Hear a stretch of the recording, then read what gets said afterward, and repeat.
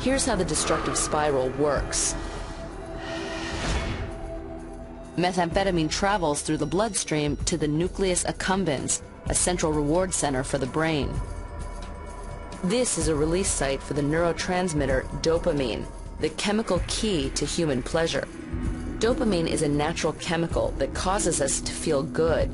More dopamine means more pleasure.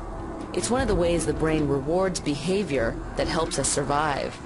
Food and sex are two of the highest natural pleasures. In mice, they can trigger around 150 units of dopamine. But drugs trick the brain to go even further. Meth actually sneaks into the neurons and forces more dopamine out. One hit of meth may trigger more than 1,200 units of dopamine. That's a rush 3.5 times more intense than cocaine and about 6 times what the body can do on its own. And the meth high lasts much longer than other drugs, up to 12 hours. But the higher the climb, the harder the fall.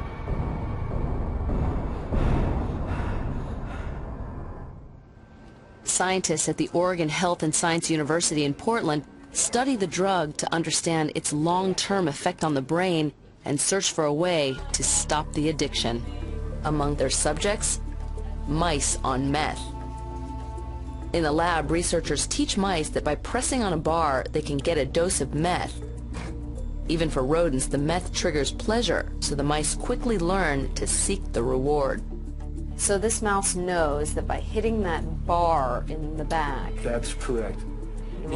Yes, he originally learned, that's right, he originally learned that if he would press that bar in the back, he would get a dose of methamphetamine. Then the meth is removed. Dr. Greg Mark explains what happens next. We basically turned off the little pump that gave him methamphetamine, and he slowly stopped taking the drug, and now things like this stressful situation will make him go back and look for that drug again, even though it's not going to give them anything.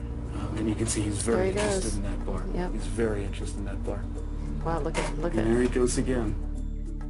Even when they succeed in getting a hold of meth, human addicts can feel just as trapped as the frantic mouse. They just keep chasing that first euphoric high, but it keeps getting harder and harder to find. In time, addicts can't experience pleasure at all, with or without the drug.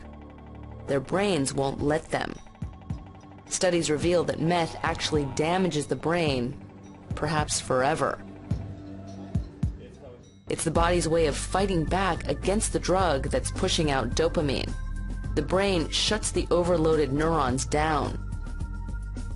Meth users go from having too much dopamine to having too little.